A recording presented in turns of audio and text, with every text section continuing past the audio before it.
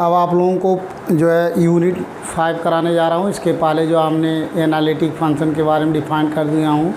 Unit 4 को जो important question लगभग थे करा दिया हूँ, और उसमें कुछ पोर्शन रह गया है पढ़ाने के लिए हमें। बाइलिनियर ट्रांसफॉर्मेशन और जो है उसमें कुछ पोर्शन है कन्फॉर्मल मैपिंग वगैरह हमने नहीं कराया हूँ। 2 चीज़ रह गया है, कन्फॉर्मल मैपिंग और मोबियस ट्रांसफॉर्मेशन, बाइलिनियर ट्रांसफॉर्मेशन। ये कराएंगे आप लोगों को, बाद में कराएंगे।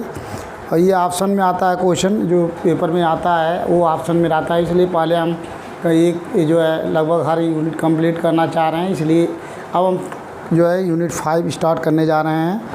जो यूनिट 5 आपका कॉम्प्लेक्स वेरिएबल इंटीग्रेशन पोर्शन है।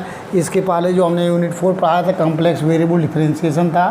तो अब आपका ये यूनिट नंबर 5 है, जो लास्ट यूनिट है बीटेक सेकेंड सेमेस्टर मैथमेटिक्स का last unit.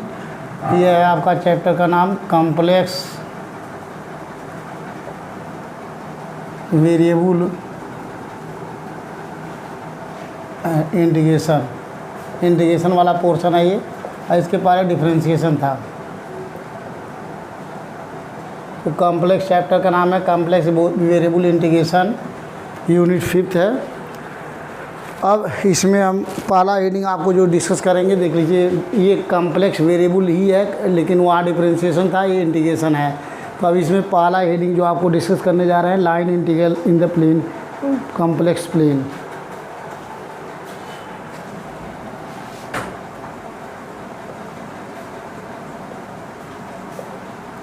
Line integral of a complex plane.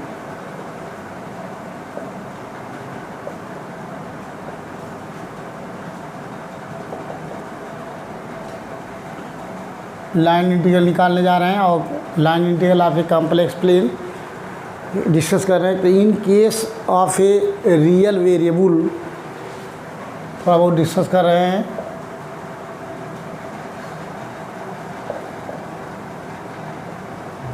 Real variable, in case of real variable the path of integration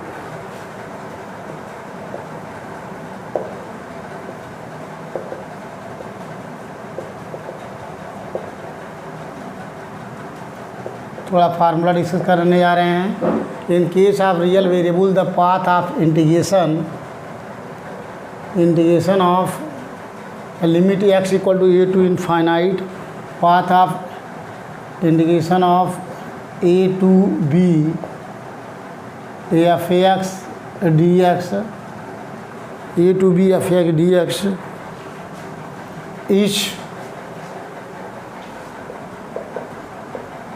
is always x equal to a to x equal to b, मतलब x axis पे होता है। is always along the x axis, is always along the x axis from x equal to a to x equal to b. In case of real variable, the path of integration of a to b f x dx is always along the x axis from x equal to a to b. But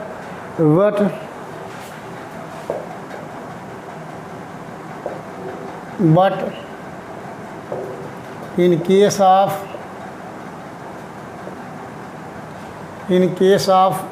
complex continuous complex function, but in case of complex function f z,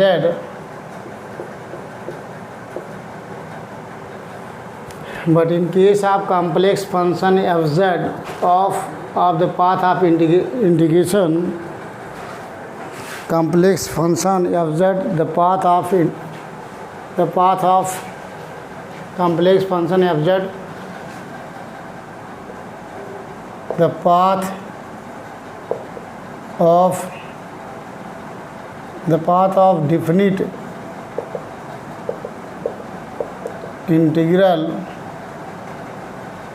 A to b f z d z, different integral a to b f z d z can be along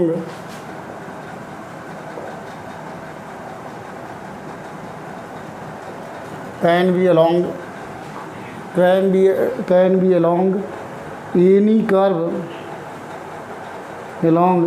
curve from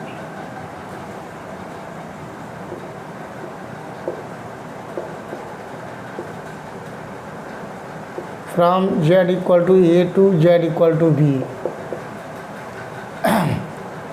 In case of real variable, the path of integration of a to b f x dx is always along the x-axis from x equal to a to b, x equal to a to x equal to b. But in case of complex function f z, the path of definite integral a to b f ds f z dz can be along any curve from z equal to a to b. अब हम discuss करने जा रहे हैं define. So यहाँ से if z equal to z की value अगर x plus i y, then d z equal to d x plus I D y. If y equal to 0 इसमें लेते हैं, इक्वेशन बना लेते हैं। Equation first, if y equal to 0 then d z equal to d x, and if x equal to 0 then dz equal to I dy। इसको बना लेंगे second equation, इसको बना लेंगे third. If y equal to 0, इसमें y equal to 0 put कर देंगे तो ये आ जाएगा dz की value dx, and if x equal to 0 put करेंगे इसमें then dz equal to I dy। ये आपको यूज करेंगे, इक्वेशन बना लेंगे third. In case of initial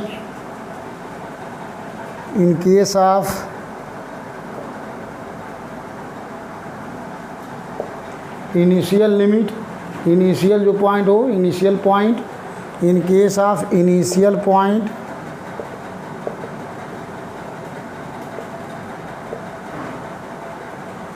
and final point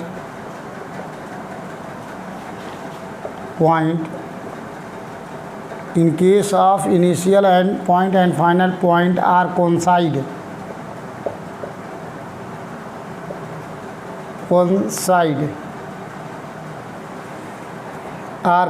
मतलब आपका स्टार्टिंग पॉइंट और लास्ट पॉइंट दोनों कोइंसाइड हो, are coincide, then the curve coincide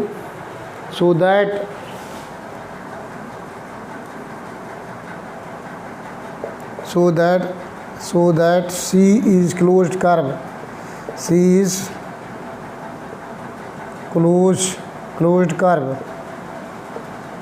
उस केस में C हमारा क्लोज कर्व हो जाएगा अगर इनिशियल पॉइंट, स्टार्टिंग वाला पॉइंट मतलब A और B दोनों कोइंसाइड हो जाए, x इक्वल टू A और x B दोनों पॉइंट अगर कोइंसाइड हो जाता है, सो दैट इस केस में C इज क्लोज्ड कर्व, हमारा C क्लोज्ड कर्व होगा। Then the integral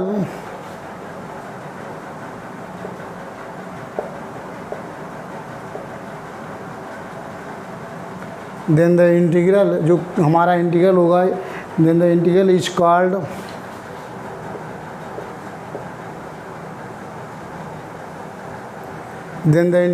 called contour integral.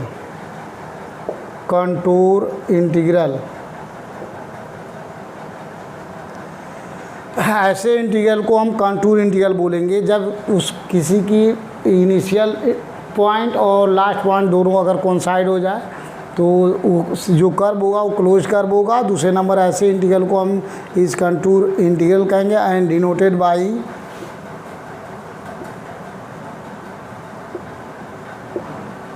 Denoted by close integral C से इंडिकेट करते हैं। अगर कोई फंक्शन क्लोज इंटीग्रल सी से इंडिकेट करेंगे और C f z D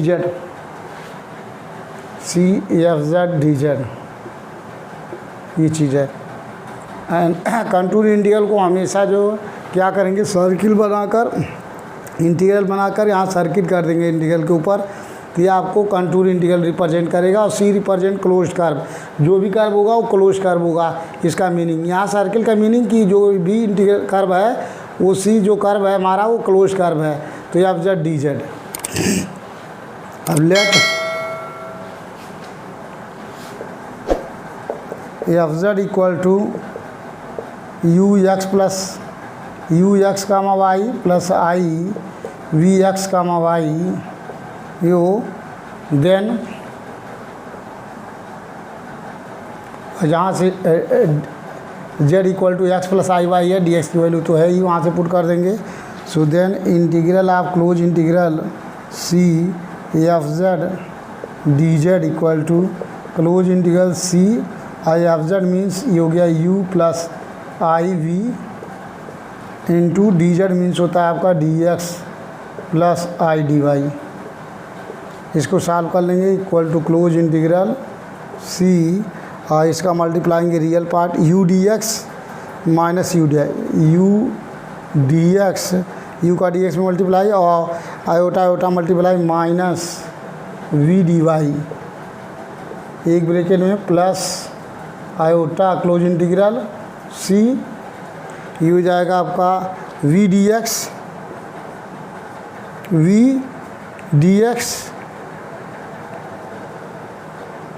plus u d y, ये चीज़ आया आपका close integral C u D x minus we D y plus iota integral of C v D x plus u d Y.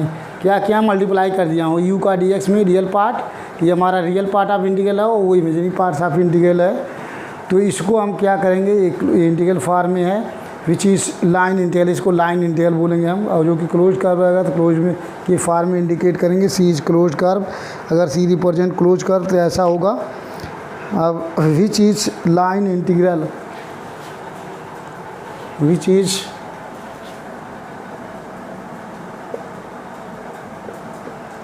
Is line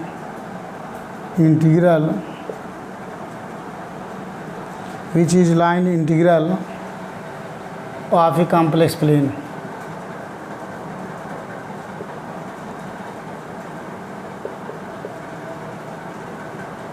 ये हमने discuss किया हूँ, ये line integral of a complex plane है। इस base पे कुछ question कराएंगे, इम्पॉर्टेंट है। जहाँ भी आपको क्लोज इंटीग्रल सी ये एफ जेड डी जेड निकालेंगे वो आपको डी जेड की वैल्यू हमेशा जो है d x plus d y d x plus I D y होगा और एफ जेड दिया रहेगा उस फॉर्म में, तो कन्वर्ट कर लेंगे यहाँ से। ये जो हमारा फाइंड हुआ है ये क्लोजिंग कंटूर के लिए है। यहाँ क्लोज हटा भी देंगे, सी भी खा लिखते हैं, सी मीन्स क्लोज का कर्व। अगर यहाँ इंटीग्रल हटा दें क्लोज और यहाँ भी हटा दें तभी integral of C u d s minus we D y C represent close curve. तो मैथमेटिकली भी लिख सकते हैं और वैसे भी लिख सकते हैं। तो दिस इज कॉल्ड जो है line integral or complex function कहलाएगा। अब ऐसे अब आपको ये क्वेश्चन कराने जा रहा हूँ इस बेस पे 1 प्लस आयोटा। ये क्वेश्चन है, देख लीजिए, इसमें 3 पार्ट है, वो कराता हूँ आपको सोल्यूशन इसका। सो सबसे पहले देख लीजिए इसका सोल्यूशन, फर्स्ट का सोल्यूशन जो दिया हुआ है आपको यहाँ से, let I equal to 0 to 1 plus iota x minus y plus i x square d z है। तो पहला आपका प्रॉब्लम दिया हुआ देख लीजिए, जहाँ भी इस टाइप का क्वेश्चन है, पहला दिया हुआ along the straight line from z equal to 0 to z equal to this. तो फिगर पहले के केस के लिए अगर फार्मूला हम फिगर बनाना चाहते हैं तो जो हमारा ये है, ये एफ जेड है,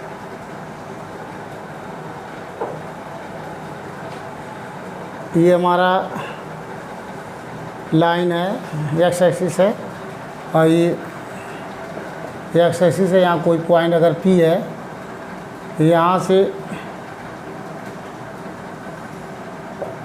यहाँ कोई कोऑर्डिनेट अगर 1,1 है तो यहाँ जेड इक्वल टू लिखते हैं इस पॉइंट पे z equal to 1 plus iota. 1 means real part और आयोटा का कोशेंट 1 है, तो इमेजिनरी पार्ट्स है। और यहाँ जेड की वैल्यू देख लीजिए, जेड इक्वल टू 1 है और यहाँ ओरिजिन पे जेड इक्वल टू 0।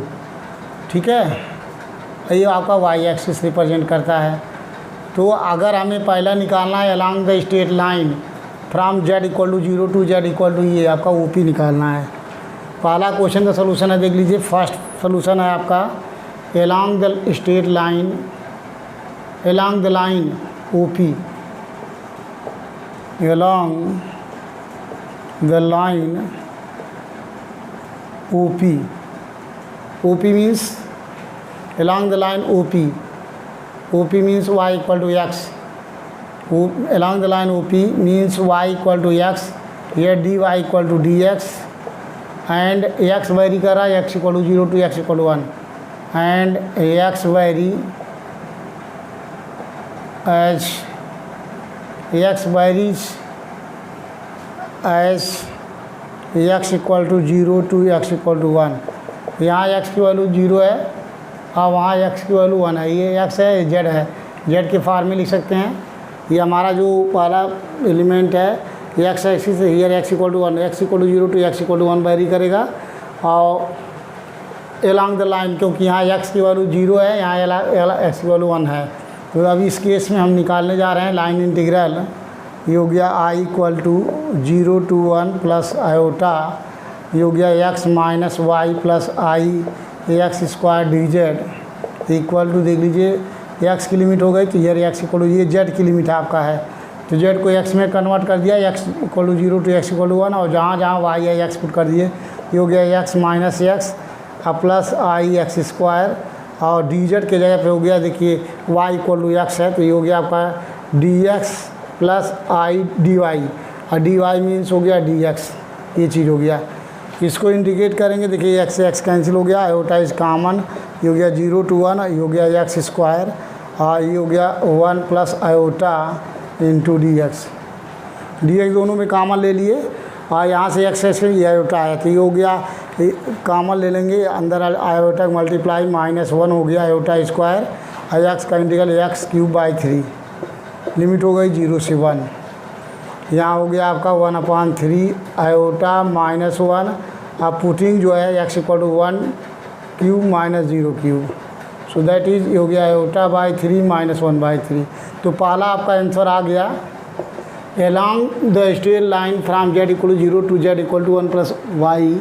z की value 0 to z equal to 1 plus I के केस में आ गया i/3. पहला आंसर आया आपका जो आ रहा है i/3 माइनस 1/3. ये फर्स्ट का आंसर है, फर्स्ट केस के लिए आंसर है. अब सेकंड प्रॉब्लम बी के लिए ये आपका ए का सलूशन है. अब बी का सलूशन निकालने जा रहे हैं. आपको क्वेश्चन बहुत ही आसान है निकालना. बी के लिए देख लीजिए आपका है along the real axis from z equal to 0 to z equal to 1. तो इसी फिगर में देख लीजिए along the line, along the real axis, यहाँ ये रियल एक्सिस है x equal to 0 to x equal to, ये कोई पॉइंट हमारा ही है z इक्वल टू हियर 0 और z equal to 1 and then along the line parallel to imaginary axis means ये line मैंने ए पी निकालना है. ए पी मीन्स मतलब along the line हमारा जो पाथ हमारा है ओ ए पी है. ओ ए पी पाथ लेके हम सॉल्व करेंगे. तो along the path O A P B portion में along the path क्या है ओ ए पी ले रहे हैं क्योंकि हमारा ये है. तो along the path O A P तो आई इंटीग्रल इक्वल टू हो गया आपका 0 टू 1 प्लस आयोटा आई हो गया x minus y plus i x square d z equal to, हम इसी को ले लेंगे along O A x minus y plus i x square d x ठीक डी जेड. अभी अलॉन्ग ओ ए ले रहे हैं plus along A P x minus y plus i x square d z. इसको बना लेंगे इक्वेशन फर्स्ट. अब यहाँ करना क्या है, हमको along the path O A P निकालना है. तो along the path O A P को along the line O A निकाल लीजिए और फिर along the line A P निकाल लीजिए. दोनों को जोड़ देंगे आंसर हो जाएगा. तो इसलिए हमने along द लाइन ओ ए निकाला और plus along the line A P. तो अब पहले इसको सॉल्व करेंगे. तो देख लीजिए पहले वाले के केस के लिए along the line O A, along the line O A solve करने जा रहे हैं. along the line O A means x axis that is y equal to 0. इस केस में dy की वैल्यू 0 हो गई. X equal to 0, dy equal to 0 and x vary कर रहा है and x varies as x equal to 0 to x equal to 1, x equal to 0 to x equal to 1 limit हो गई। इस केस में अब इसको निकालने जा रहे हैं, देख लीजिए। ये हो गया आपका line integral O A x minus y plus i x square d z equal to, ये हो गया एक्स वेरी कर रहा है 0 to x equal to 1 limit. और यहाँ जो है जहाँ जहाँ y इक्वल टू 0 इसमें पुट कर देंगे और dy इक्वल टू 0 होता है। y इक्वल टू 0 पे x माइनस 0 प्लस आई एक्स स्क्वायर और डी जेड मीन्स होता है आपका D x plus I D y की जगह 0 हो गया। यहाँ से ये आपका टर्म 0 हो गया, या 0 to 1 x minus iota x square, ये हो गया आपका डी एक्स। इसको इंडिकेट कर दीजिए, एक्स का इंटीग्रल एक्स स्क्वायर बाई 2 और लिमिट हो गया 0 से 1 और माइनस आयोटा ये हो गया एक्स क्यूब बाई 3 लिमिट 0 से 1। सॉल्व कर लीजिए, हो गया 1/2 माइनस आयोटा बाई 3। ये वैल्यू आ गई आपकी, ये आया 1/2 minus iota. Along the line वो आया। इसी तरीके से along the line A P निकालेंगे। अलोंग द लाइन जो है A P, along the line A P निकालेंगे। देख लीजिए, along the line A P निकालने के लिए जब along the line A P निकालेंगे तो ए पी मीन्स ये जो ए पी किसको रिप्रेजेंट कर रहा है, एक्स इक्वल टू 1 को। यह क्या है, एक्स की वैल्यू 1 है। यहाँ से डिफ्रेंशिएट करेंगे, डी एक्स की वैल्यू हो गई 0 एंड यहाँ देख लीजिए एक्स नहीं वेरी कर रहा, वाई वेरी कर रहा है। Here y equal to 0, here y equal to 1 and y varies as y equal to 0 to y equal to 1। Then y की लिमिट हो गई 0 टू 1 है। उस केस में निकालने जा रहे हैं line A P, integral of A P x minus y और plus i x square d z की वैल्यू, यहाँ एक्स की वैल्यू 1 है और डी एक्स की वैल्यू 0 है। तो देख लीजिए यहाँ से हो गया लिमिट आ गया y equal to 0 to y equal to 1 और ये हो गया एक्स की जगह 1 तो 1 माइनस वाई और प्लस आई आयोटा, ये हो गया और डी एक्स 0 है तो ये हो गया आई इंटू डी वाई। इसको इंटीग्रेट कर दीजिए,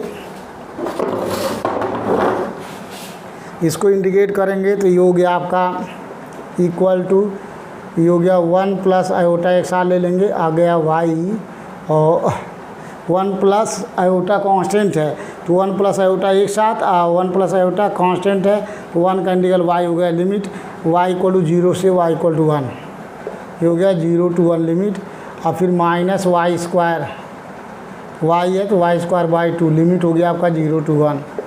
सॉल्व कर लेंगे यहाँ से, इसकी वैल्यू हो गई। यहाँ देखिए आयोटा भी बाहर है, यहाँ बाहर आयोटा भी है तो यहाँ से काम नहीं चलेगा। यहाँ से आपको यहाँ आयोटा बाहर भी है तो बाहर आयोटा हो गया, वैसे अलग अलग कर दीजिए इंटीग्रेट। 1 का इंटीग्रल हो गया y और माइनस वाई का वाई स्क्वायर बाई 2 और प्लस आयोटा इंटू वाई और लिमिट हो गई 0 टू 1। तो 0 पे 0 हो जाएगा, 1 पुट करेंगे तो आयोटा ये हो गया 1 माइनस 1/2 और प्लस हो गया आयोटा, ये चीज़ आया। इसको सिंप्लीफाई कर लेंगे तो 1 माइनस 1/2 रियल पार्ट है तो आ जाएगा 1/2 तो दैट इज आयोटा ब्रैकेट में 1/2 प्लस हो गया आयोटा और सॉल्व करेंगे तो ये हो गया iota by 2, iota square means -1। ये वैल्यू फाइंड हो गया। Putting these values in equation ये फर्स्ट में पुट कर देंगे तो जो आएगा आंसर हो गया। Putting these values in equation first, putting these value in equation first, in equation first में पुट कर दीजिए। जो आएगा आपका अलोंग द पाथ फाइंड हो जाएगा। तो अलोंग द पाथ निकालने के लिए हो गया आई इक्वल टू, ये आया आपका 0 to 1 plus iota x minus y plus i x का स्क्वायर और डी जेड की वैल्यू फाइंड हो गई। यहाँ दोनों की वैल्यू अलग अलग पुट कर देंगे। यहाँ आ चुका है 1/2 माइनस आयोटा बाई 3, आई हो गया प्लस आयोटा बाई 2 माइनस 1। तो यहाँ से 1/2 रियल पार्ट सॉल्व करेंगे तो -1/2 1/2 सॉल्व करेंगे तो ये हो जाएगा आपका 2 -1/2, इसकी रिजल्ट आ गया -1/2। और यहाँ से देख लीजिए i/2 है और -i/3 सॉल्व करेंगे, एलसीएम 6 हो गया, ये हो गया 3 आयोटा माइनस 2 आयोटा, तो हो गया आयोटा बाई 6 और प्लस आ गया आपका आयोटा बाई 6। तो ये आपका दूसरा आंसर है अलॉन्ग द पाथ OAP का रिजल्ट आ गया -1/2 और प्लस i/6। ये आपका अलॉन्ग द पाथ का आंसर हो गया -1/2 और प्लस i/6। कैसे हो गया i/6? यहाँ तो 5/6 आयोटा आया हुआ है, वहाँ 1/1 अच्छा उड़ के i/2 और -3i/2 सॉल्व करेंगे तो यहाँ आपका i मल्टीप्लाई -1 हो जाएगा, तो 1/2 -1/2 सॉल्व करेंगे। पहला रिजल्ट आया था 1/2 और प्लस 1/3 i आया हुआ है, वहाँ प्लस कैसे आ जाएगा ये चेक करना मुझे है। यहाँ पे हाँ देख लीजिए x - 0 i(x²), तो यहाँ प्लस रहेगा, मिस्टेक थोड़ा सा हुआ प्लस माइनस, तो यहाँ आपका प्लस साइन आएगा, तो यहाँ प्लस रहेगा। तो जब यहाँ हम ऐड करेंगे तो यहाँ देख लीजिए प्लस हो गया आपका, तो ये आपका ऐड करेंगे 5 आ जाएगा, 5i/6, तो हो गया -1/2 और 5i/6, ये आंसर हो गया 5/6 आयोटा, तो -1/2 और प्लस हो गया आपका 5/6 आयोटा, ये आंसर हो गया। थोड़ा सा माइनस छूट गया था तो इसलिए जो है यहाँ से प्लस छूट गया था। अब नेक्स्ट क्वेश्चन इसमें थर्ड पार्ट कराने जा रहे हैं, दूसरा पार्ट भी था, ये समझ में आया होगा, बहुत आसान वेरी सिंपल है, बस आपको सॉल्व करते जाना है। अब थर्ड के लिए है अलॉन्ग द, जो थर्ड पार्ट इसका है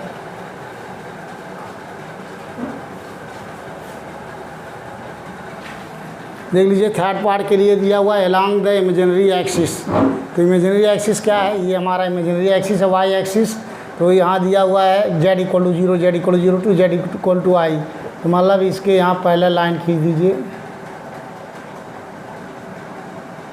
यहाँ z = i है, इसका कोऑर्डिनेट दिया हुआ है 0 + 0 i दिया होगा, यहाँ z की वैल्यू i है, आयोटा है।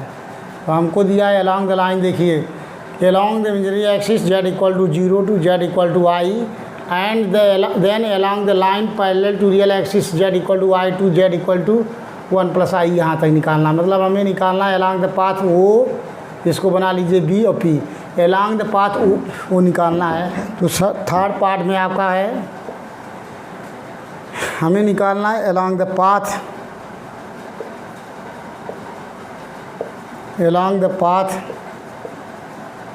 जो है OBP निकालना है।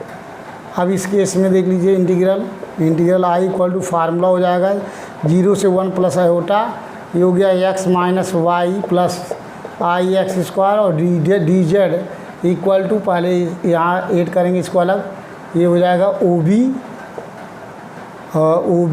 x - y plus i(x²) dz plus इसको जोड़ेंगे अलॉन्ग BP, ये हो गया x - y plus i(x²) dz, इसको बना लेंगे इक्वेशन सेकेंड। इसी में आपको अलॉन्ग OB और अलॉन्ग BP निकाल के इसमें पुट कर देंगे, जो आएगा वही आंसर हो जाएगा, अलग अलग करके दो पार्ट में।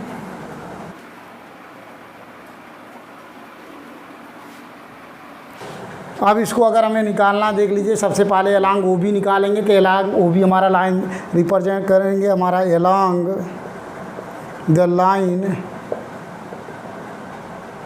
OB, along the line OB that is imaginary axis है, here x = 0, here x = 0, so dx = 0 हो जाएगा, and y varies as y = 0 to y = 1, y की वैल्यू 0 टू i = 1, ये आपका लिमिट हो जाएगा।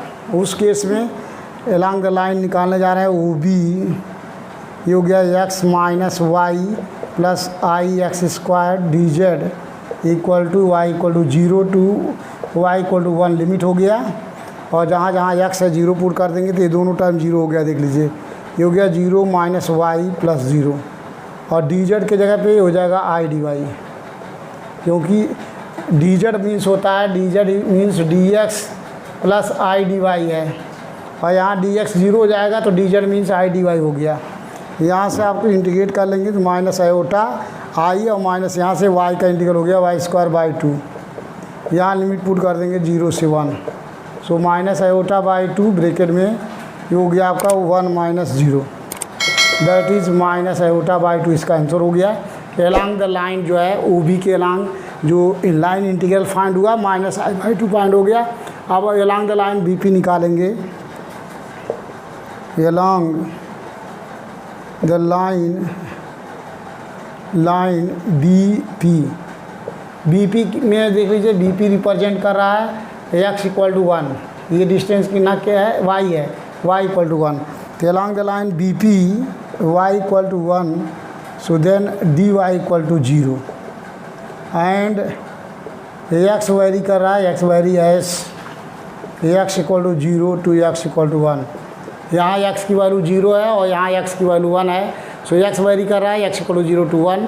एलॉन्ग द लाइन इंटीग्रल निकालना होता है। देन इस केस में ये हो गया line integral B P x minus y plus i x square d z equal to यहाँ y की वैल्यू x की value 0 to x equal to 1 है और यहाँ से हमें क्या करना y इक्वल टू 1 है तो ये हो गया x minus 1 plus i x square, ये हो गया एक्स वाई इक्वल टू 1 है तो जो यहाँ पर देखिए y इक्वल टू 1 पुट करेंगे, z equal to x plus i y है, y है। यहाँ जब y इक्वल टू 1 पुट करेंगे तो dx आ जाएगा, क्योंकि dy 0 हो गया तो आ गया आपका dx।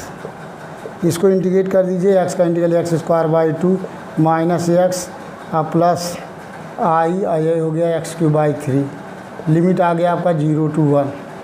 पुट कर देंगे बड़ी जगह में तो ये हो गया आपका 1 by 2 minus 1 plus iota by 3, 0 पे 0 हो गया।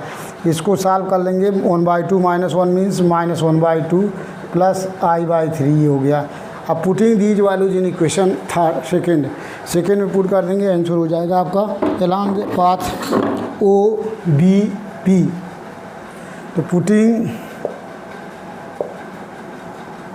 These value in equation second में पुट कर दीजिए।